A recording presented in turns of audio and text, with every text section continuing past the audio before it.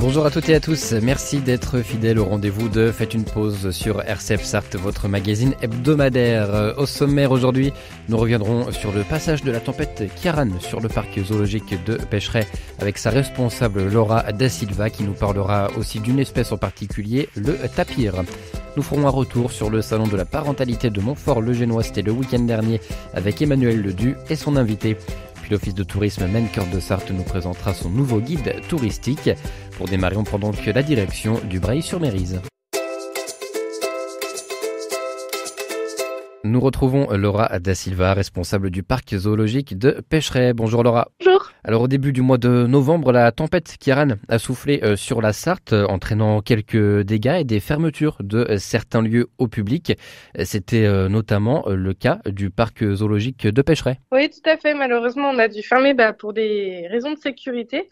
On a un très très beau site naturel au milieu de la forêt, mais ça a aussi des fois malheureusement ses inconvénients. Et on a eu pas mal de chutes d'arbres. Alors heureusement, on n'a eu que du dégât matériel puisque c'est principalement des clôtures et des allées qui ont été touchées. Mais on a dû fermer déjà pour déblayer les allées puisqu'il fallait qu'on puisse accueillir le public dans un environnement qu'ils connaissent depuis toujours avec la qualité qu'ils connaissent et réparer tous les enclos et toutes les clôtures qui avaient pu être touchées pour qu'on n'ait pas de problème par la suite au niveau des animaux. Alors la vigilance sur cette tempête a été plutôt bien annoncée et bien gérée par Météo France. Du coup, vous avez pu vous préparer à ce fort coup de vent? Oui, alors ça, c'est vrai que c'est l'avantage aujourd'hui d'avoir des nouvelles quand même de manière anticipée. En effet, on était au courant depuis le début de la semaine que ça allait souffler chez nous. Donc, ce qu'on a fait, c'est que déjà la veille, on a pris la décision de fermer le zoo pour le jeudi parce que on était en période de vacances et on était ouvert sur toute la semaine, mais ça nous paraissait du coup bien plus pertinent de fermer par sécurité.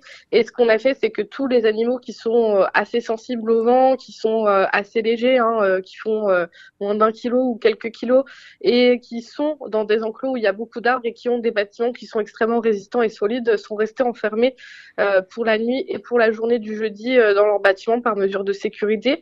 Les autres ont pu avoir accès à leur bâtiment et à l'enclos parce que si jamais il y avait un arbre qui pouvait s'effondrer sur l'abri ou la cabane, il fallait quand même qu'ils aient une solution de repli à l'extérieur.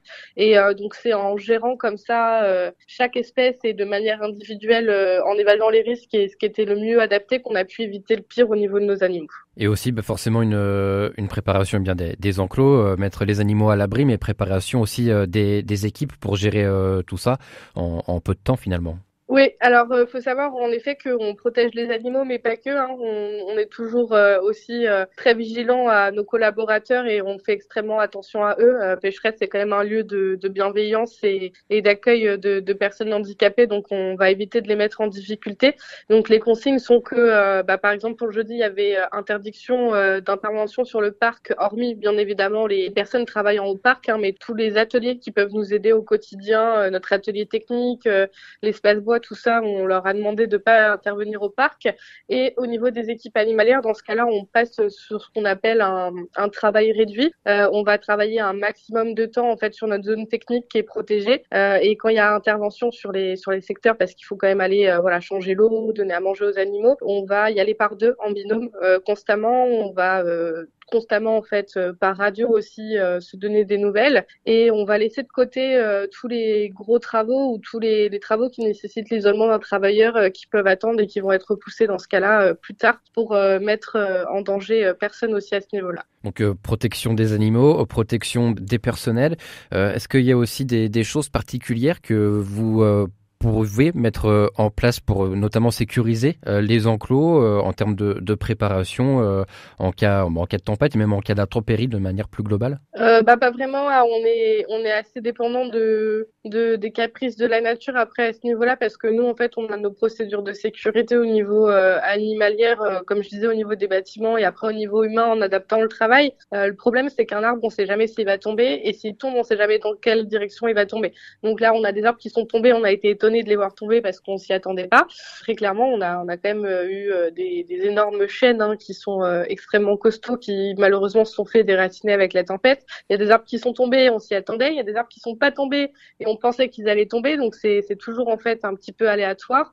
Par contre, ce qui est prudent à faire sur les jours d'après, c'est de rester en vigilance et dans ces protocoles de sécurité parce qu'on estime que pendant quelques jours, jusqu'à 8 jours après la tempête, il peut y avoir d'autres chutes d'arbres. Donc nous, en fait, on a eu la tempête le jeudi et on a continué à avoir des chutes d'arbres jusqu'au week-end. Donc c'est pour ça qu'on est resté fermé sur plusieurs jours. Bon, en tout cas, malgré ces quelques dégâts, tout s'est bien passé du côté de Pécheret. Cette tempête, le passage de cette tempête a été bien géré. C'était important de le souligner aujourd'hui avec vous.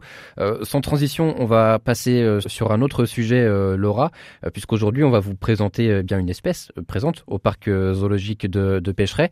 Alors c'est pas forcément l'espèce la plus connue, il s'agit du tapir. Oui, tout à fait. Alors ici à Pécheret, on a 2 tapirs terrestres, Aka et Nicolas, qui sont 2 mâles qui sont hébergés en fait au centre Pécheret. Parce qu'il faut savoir que les tapirs en fait se mettent en couple, mais forcément on va pas faire reproduire toutes les femelles. Donc des fois il y a un peu plus de mâles présents au sein de la captivité que de besoins de reproduction. Donc nous on fait partie de ces parcs qui vont héberger des mâles ensemble pour justement leur permettre d'évoluer et d'avoir l'hébergement correct adapté à leurs besoins et leur espèce. Si par contre demain il y avait le programme de l'espèce qui nous appelait pour nous dire qu'il était très intéressant génétiquement de le faire se reproduire, bien sûr on l'enverrait pour perpétuer sa génétique, mais pour l'instant voilà, on héberge depuis quelques années 2 mâles qui cohabitent ensemble et qui sont en mixité avec d'autres espèces, des canards, des capybaras, et donc ça crée une belle mixité au sein de leur enclos et on a une vraie reconstitution d'une scène de vie sud-américaine dans cet enclos. Alors justement, comment une espèce sud-américaine comme le tapir terrestre peut s'adapter aux conditions de la Sarthe ? Il faut savoir déjà que de base, les animaux s'adaptent très bien aux conditions climatiques. On a tendance à oublier que, en fait, même dans les pays les plus chauds, il y a des températures qui sont quand même relativement basses. Et bien évidemment, après, on a des adaptations spécialement pour nos tapirs. Ils ont constamment accès à un bâtiment chauffé avec un bassin à l'intérieur. Et puis, voilà, on fait attention, on fait des soins de peau. Enfin, voilà, on fait un maximum de choses pour eux, quoi. Et quel est le tempérament de cet animal ? Quelles sont ses habitudes ? C'est un animal qui est plutôt solitaire, donc qui a tendance à bien aimer aussi être dans son coin. Nous, on fait attention justement parce qu'on a 2 mâles quand même qui sont ensemble, mais ça se passe quand même relativement bien. Donc voilà, et puis ça leur fait quand même pas de mal des fois de temps en temps d'avoir une interaction sociale aussi, parce que même si c'est solitaire, n'importe quel animal solitaire est amené à croiser dans son environnement et dans son quotidien d'autres animaux et des partenaires potentiels et tout ça. Donc là, ils ont tout ça à disposition. Et puis c'est un animal qui aime l'eau aussi, j'ai pu le constater en venant vous voir la dernière fois. On a pu voir des tapirs qui se baignaient dans un des rares endroits du parc en plus, avec de quoi se baigner finalement. C'est ça. Alors, ça fait partie de leurs exigences d'hébergement. Un tapir terrestre a énormément besoin d'eau. Donc, ce qui est appréciable à Pécheret, c'est qu'ils ont un bassin naturel qui est quand même assez profond, qui va leur permettre de nager, parce que c'est important qu'ils soient pas simplement en fait dans le fait d'aller dans l'eau. Ce qui est important, c'est aussi de pouvoir pratiquer la nage. Donc là, c'est le cas à Pécheret. Et bien évidemment, le bâtiment chauffé dispose d'un bassin aussi intérieur pour qu'ils puissent aller s'hydrater en permanence au cours de la journée quand c'est nécessaire. Qu'est-ce que ça mange, un tapir ? Alors les tapirs, ils sont plutôt omnivores. Après, comme n'importe quel animal omnivore, mais à grosse tendance herbivore, parce que quand je dis omnivore, ça comprend les fruits, légumes et tout ce qui va être les branchages. C'est vraiment à ce niveau-là. Ils vont forcément apprécier les branchages frais. Donc nous, on leur en donne de temps en temps en enrichissement, justement, et voilà, dès qu'on peut, on leur donne des petits branchages frais pour leur faire plaisir. Donc voilà, du branchage frais. Et après, du coup, nous, ils ont un régime à base de fruits et de légumes. Alors un maximum de légumes, puisqu'on a pu démontrer ces dernières années dans les parcs zoologiques que les fruits en fait sont quand même composés d'une teneur en sucre qui est assez élevée, et que en fait qui veut dire sucre veut dire énergie. Et ça entraîne souvent une grosse compétition pour accéder en fait à quelque chose qui a beaucoup d'énergie.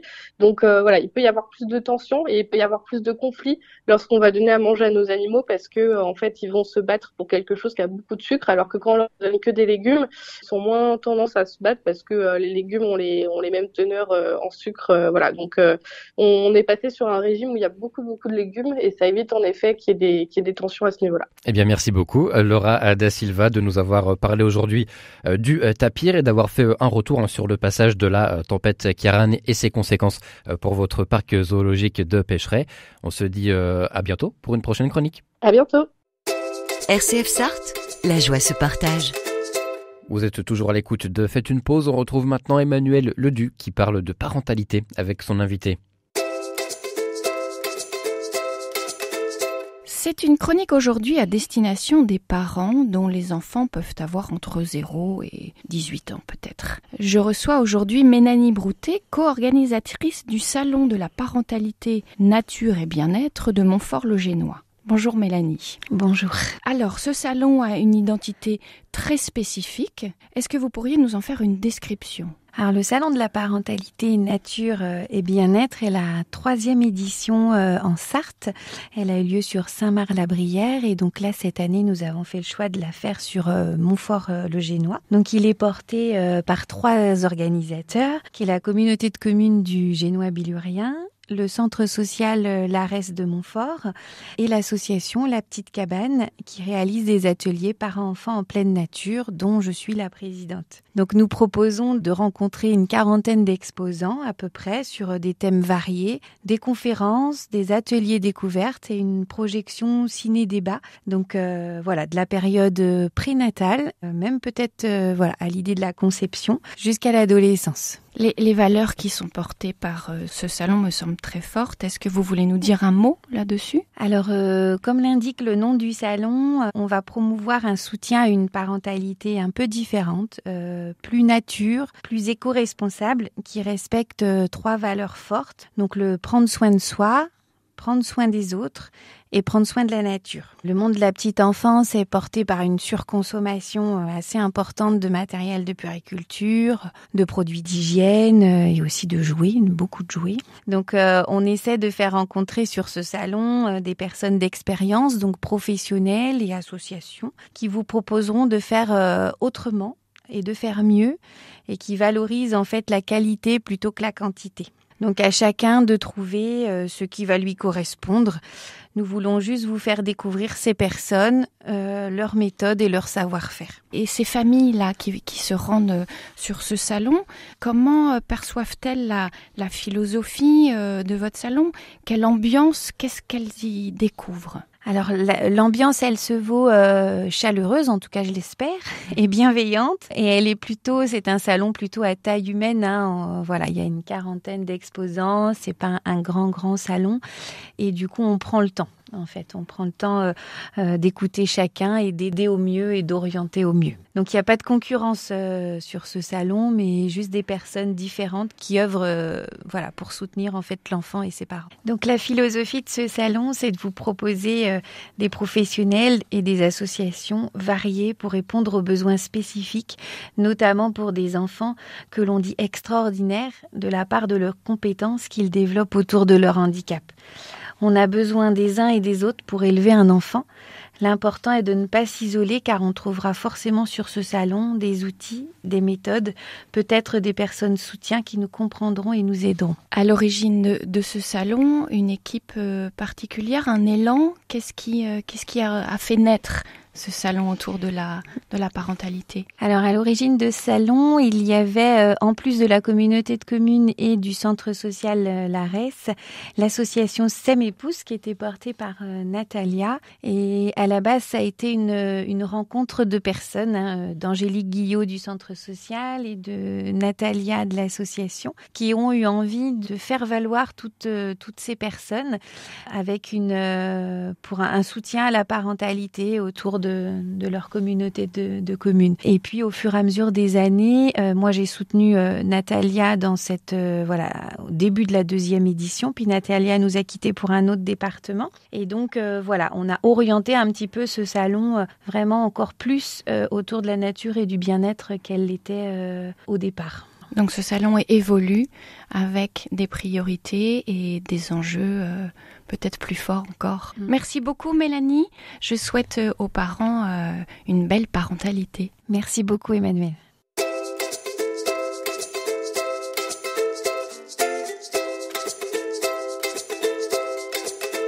Merci Emmanuel Ledu pour cette interview. On se retrouve le mois prochain dans Faites une pause. Avant de se quitter, partons faire un tour en Maine Cœur de Sarthe.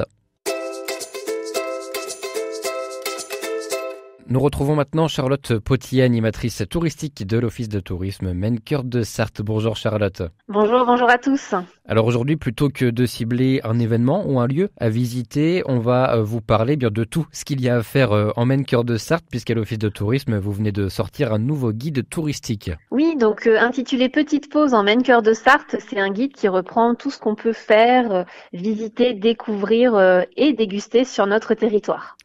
Alors comment se construit ce guide ? Alors, on commence déjà avec une double page qui vous présente les 13 bonnes raisons de découvrir Maine Cœur de Sarthe, puisque nous avons 13 communes sur le territoire, donc c'est un petit clin d'œil à ce chiffre 13, donc plein de choses, des dégustations, des visites, des activités de loisirs, et puis après c'est une disposition classique avec les sites de visite, les activités de loisirs, la rando, escape game, pêche, géocaching, les dégustations des produits du terroir et puis bien sûr la liste de tous les hébergements touristiques que l'on retrouve sur notre territoire.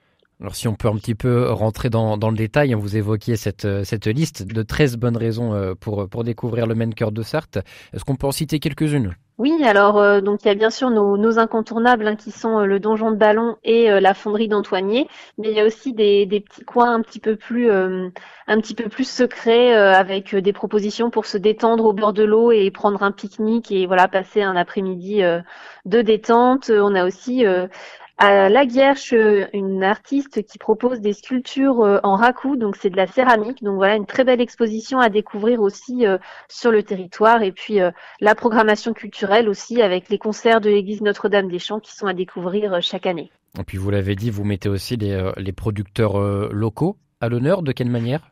Oui, donc on vous propose déjà la liste de ce qu'on peut trouver sur le territoire, donc les douceurs sucrées comme le miel, la confiture, mais aussi un de nos produits emblématiques qui sont les escargots du Maine, produits à Ballon-Saint-Marc, et puis nos marchés aussi, parce qu'on en a plusieurs sur le territoire où vous pouvez retrouver nos producteurs, et puis après tout ce qui est produits laitiers, viande, charcuterie, pour aussi trouver les rillettes qui sont l'emblème de la Sarthe.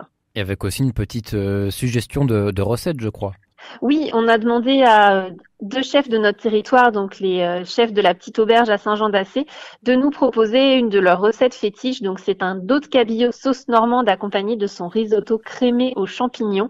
Donc ils ont donné tous les conseils pour bien préparer cette recette et pour pouvoir la déguster également chez vous. Vous l'avez faite vous-même ? Non, pas encore, mais c'est prévu que je la teste très prochainement. Bon, en tout cas, ce guide touristique pour l'Office de tourisme, c'est vraiment un support important, incontournable même pour faire la promotion du territoire et de ses activités.